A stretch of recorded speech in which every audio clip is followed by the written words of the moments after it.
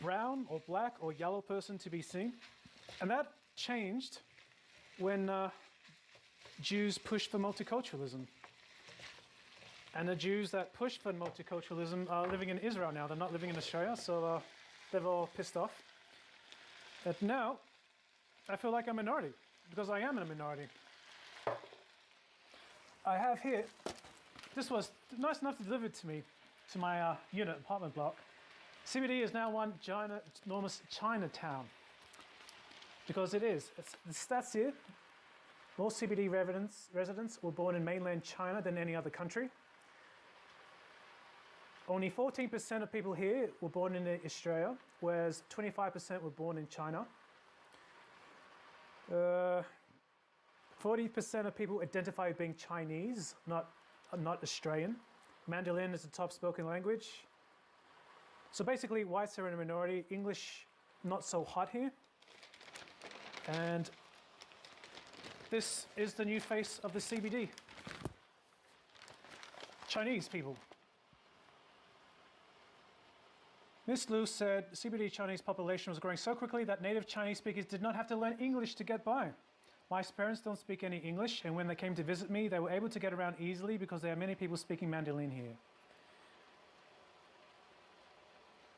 Here's a nice sentence. Now, when I walk along Swanston Street, which is a major street, it's like walking in Wangfujing in Belgium, likening the bustling Swanston Street to Beijing's business shopping strip. Yeah, you feel that. If you ever come down to CBD, it's Chinatown.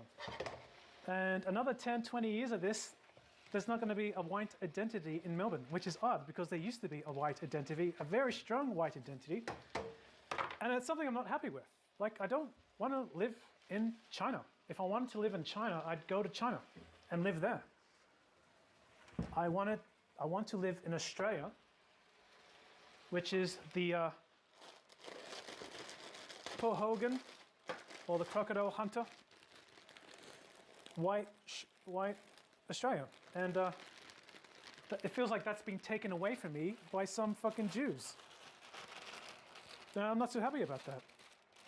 What's worse is that I pay a lot of taxes. I paid something like $15,000 worth of taxes last year, all in one go because I'm a business, and that hurt a fucking lot.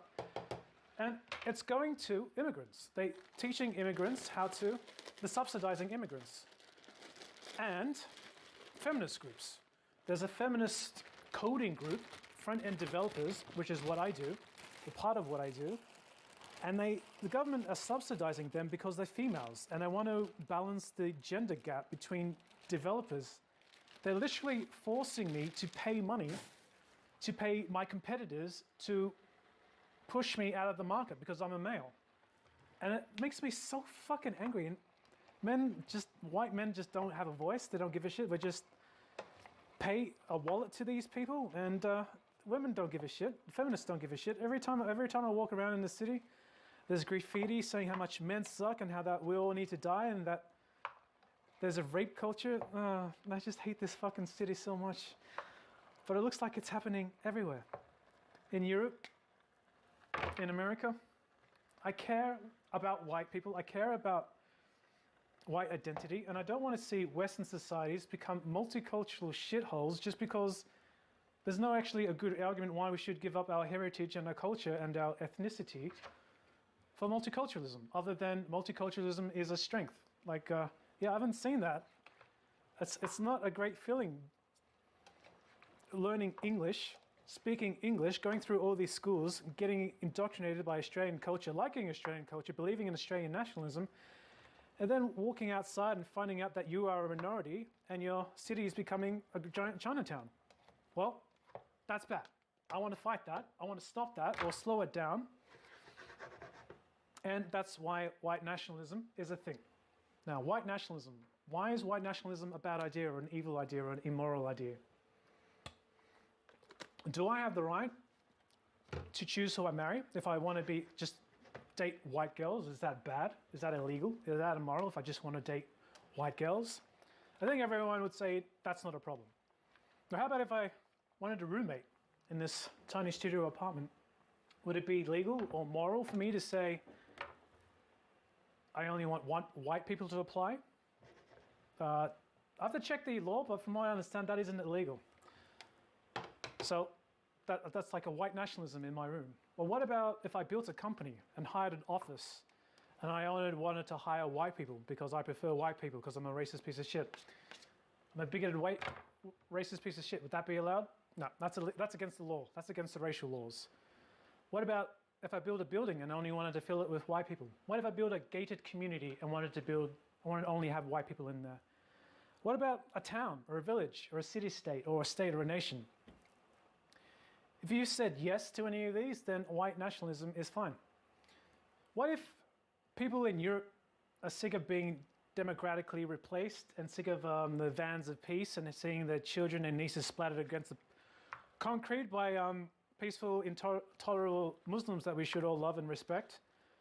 What if they say, we had enough of this, we're going to start a new colony in Australia, there's plenty of land here for new colonies.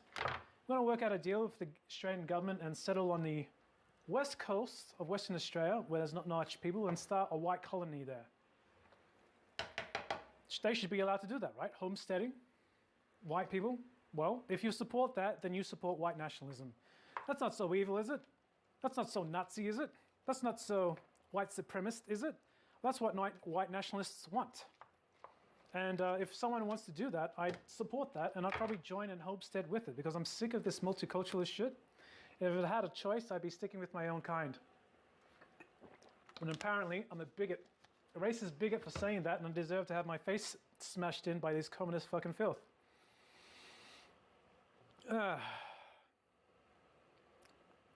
So a lot of people agree with me. A lot of people feel this diversity push. A lot of people don't like it. I had talks with a lot of YouTubers on my channel, if you haven't noticed, but also my friends and my family, and we're all keen for not having diversity anymore and sticking with our own kind. But that's not allowed. Otherwise, you're called a racist if you support this idea.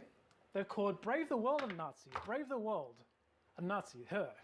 And she's someone, feminist Australian rubbish writer who works for Fairfax, did a heat piece on her. Some Sydney, I don't know why a Sydney writer, journalist is writing about her and calling her a Nazi, unless some Jewish overlord of her forced her to do it or told her to do it. They did the same thing to True Deal Tom. He had a little bit libertarian conference with Rational Rise. I've had both of them on my channel.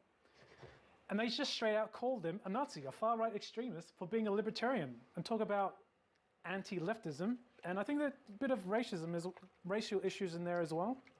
They're just calling everyone a Nazi. The only person that hasn't been called a Nazi yet is me. I don't know why. I have to try harder next year.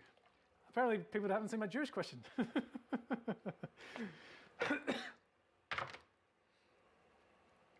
But Nazi. Nazi's become the bad term now. Nazi, neo-Nazi, Nazi. And it's funny because I don't think anyone knows what Nazi means, Nazi is National Socialist Workers' Party of Germany. National Socialist Germans Worker Party. Before they were called National Socialist German Workers' Party, they were just called Germans Worker Party. Very proletariat sounding name, German Worker Party. It could almost pass for a socialist movement. But the key word in both of those phrases was German. German Workers' Party. You have to be German. Americans German? No, they're Americans. Why the fuck? You gotta be German to be part of the German National Party, because the German National Workers' Party were not pro-white, they were pro-German. They were fighting every single white colony white empire in Europe. They're fighting against France. They're fighting against England, they're fighting against America, they're fighting against Slavs, if you consider them right, which I do. Literally fighting against every race, except for Germans. So if you're not German, don't call people Nazis. It's just not historically accurate. No, it's not about Germans, it's about the policies. Okay, what's the policies? Are any of those people at Charlottetown arguing for pan-Germanism? Because that's the biggest policy, one of the biggest policies they had in the National Socialist Workers' Party. Were people there keen in uniting German people into the Reich? Don't think so. Were people there fighting against the Treaty of Versailles? Because that's the second major policy that they have. No, there's no Treaty of Versailles in America. Are they people there against international capitalism and international communism, international socialism? Probably not. So what are they? They're interested in white people. That's not, Nazis are not interested in white people. They're interested in Germans. So it's just a virtual signaling term, Nazis. And now it's like the media is giving them the green light to bash them, or knock them out, punch them as soon as they see them. They become the new Russians, your own people who care about Americanism and white identity and not seeing their own people genocided are called Nazis now. Oh, god damn. And it's sad because I used to identify with that. I used to hate Nazis. I used to think they were scum like everyone else. And I feel horrible that I've been brainwashed in that way, but it's not really my fault. I've just been lied to. The first time I've heard about Nazis is when I was really young. I watched Schindler's List with my mum at a young age, which I shouldn't be doing. But seeing them go through Poland and extracting Jews from the ghetto is really traumatic, especially when they just start killing these people. And yeah, from then on, it's like these German Nazis are monsters. And it stick with me as a child and had dreams and stuff. It traumatized me. And then there was Indiana Jones, and I loved Indiana Jones, and I loved seeing him beat up Nazis. In the first one and the last one, it's that hero image. It's like, yeah, punch those Nazis. And again, in Wolfenstein, I used to love playing Wolfenstein as a kid, the very old one by id Software. And again, in Day of Defeat, I just had it in my mind that Nazis were the bad guys, just based on those two movies, which was written and produced and directed by the same Jew, by the way, who's also made this entertaining clip.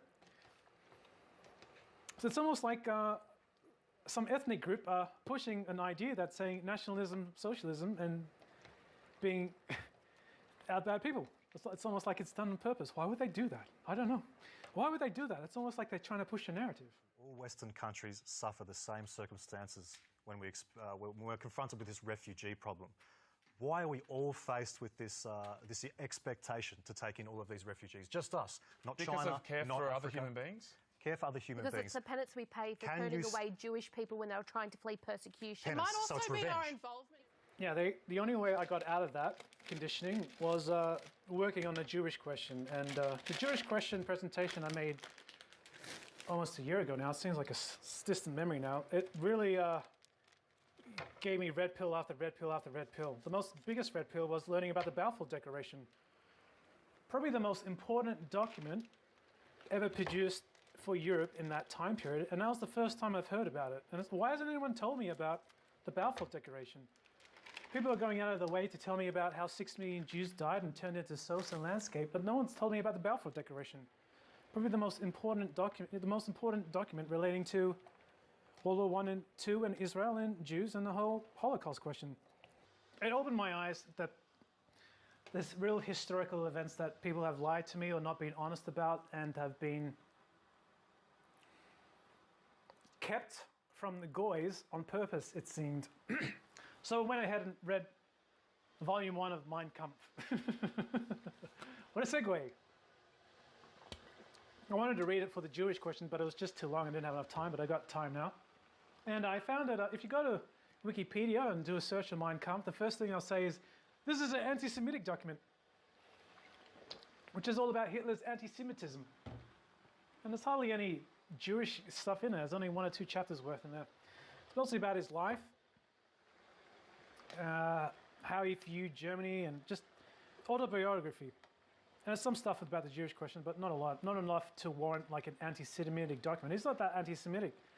If you read Prohorn, which the communists filth when they wave the red and black flags, Prohorn is the most influential writer, ideologue writer there, and he straight out advocates for the genocide of Jews, which is kind of odd, because if anyone's a neo-Nazi, it's these communist people, based on what Proudhon said, but everyone's willing to ignore his anti-Semitism, but they don't give Hitler the same wish. But anyway, it was really entertaining, because I did a lot of research on Hitler, and the Jewish question. And Hitler did a lot of research on the Jewish question, and to hear him talk about it from his point of view, while I've already done research, and hear him talk about it, it's a surreal experience because you're in his head. And plus listening to all of them talk about everything else. But what most people don't appreciate about Hitler, or what people don't reference, is the title. He was first and foremost not a Führer or the Chancellor, the leader of the German Worker Party, but he was an artist. First and foremost, he was an artist. He thought like an artist, he talked like an artist, he worked like an artist. He drew at a young age, he painted, he loved architecture. He spent his youth in theaters listening to opera. You don't hear like that human side of him. It's always almost like if you admire Hitler, you're almost seen as a neo-Nazi. But he was an artist. And why he saw Soviets or socialism or Marxism as degenerate is because he looked at his art. Why he considered blacks to be inferior is because he looked at his art, their art. Why did he consider Germans to be up there? It's because of their architecture and their art. And it's hard to argue against that, because when you're an artist, you can't fake being an artist. You put your soul into it. And he says that in his book. It says artistry is all about like your God's given gift, a God's gift to you. And you can't hide that. It's based on more of emotion. Nationalistic pride, a sense of spirit, which a lot of people don't have. Which a lot of ethnic groups don't have. And a lot of that came in his work. And so it's the reason why he became influential and so powerful is because he was an artist and he knew how to speak to people. And what I also found interesting is his experience in the Great War. So if you don't know the Great War, Germany was an empire then in World War I. And he offered his service. He fought near the front lines for 6 years. And I don't know about you, but I'd probably be shitting myself if I'd be fighting in the Great War, if you're fighting with German, in the German front, because when you're German, you're fighting against literally the whole fucking world. The Great War, you're fighting the whole world against you. So you're outnumbered, you're outmatched, you don't have a territory like they do. They have limited resources, but they pushed on. And not only did they push on, they stared into the face of death and just kept going. But they sung songs, they sung nationalistic songs, German songs, they just keep pushing. And they earned victory after victory after victory. They were winning. Until the stab of the back happened. And the stab in the back, they considered not a good victory, like a dirty victory. They would have been happy if they lost, they had a good loss. But because they were backstabbed by socialist groups and there was strikes in the ammunitions factories, and German people and Jews in Germany were acting against them so they can end the empire. That's what killed him spiritually. To have all his comrades and patriots die in machine gun fire and have his eyes blown from mustard gas, and hearing that his empire fell to make way from a social democratic system, he cried and he wept for days, according to his memoirs. And how am I supposed to hate someone like that? How am I supposed to hate someone who loves his country, who fought for his country, who mourned for it once it fell? I can't. And I hate that I've been purposely lied to paint this image that this guy just is a complete monster, and he... Things are not what they seem. Anyway, I remember reading as well on the Jewish question that about his dogs. I wanted more information on his dogs, and I went to some Jewish site and it said the reason why Hitler posed with his dogs all the time is because he wanted to paint an image that he liked animals, to hide the horrors of him doing the Holocaust. And it's like, you son of a bitches, you can't just let him have his dogs. You can't just have Hitler loving his dogs. You just have to put a spin to it. Anyway. Hitler is Hitler, though. He's not going to let that get in his way. So he was great at public speaking. When he joined German's Worker Party, there was only 7 people in his group. And it reminds me a lot of Toastmasters, because when I did Toastmasters, I gave speeches to about politics in beer gardens or beer halls or RSL clubs. But because Hitler was an artist, he was a naturally public gifted speaker. Now, I've done Toastmasters for 2-3 years, and I've never seen someone just nail it first go. It usually takes a few months to get someone into a good grind or a momentum. It takes a long time to get good because there's a lot of skills involved. But Hitler just came up and did it the first go, and it was a natural, and people loved him day one. How the fuck is someone that good? You can't. Like, I've watched finalists, and people have been doing it for years, but and I've never seen anyone like whip up an audience to a frenzy the way Hitler was supposedly could do.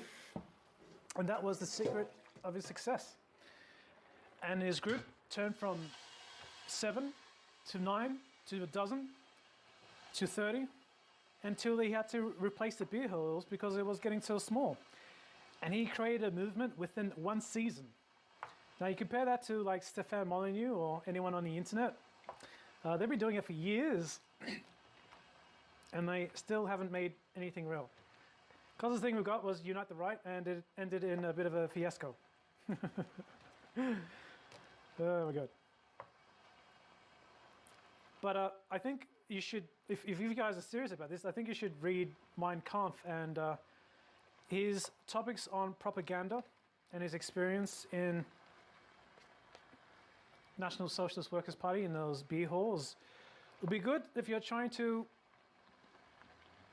create a movement, a more forceful movement, because people don't listen to reason. It's not about reason.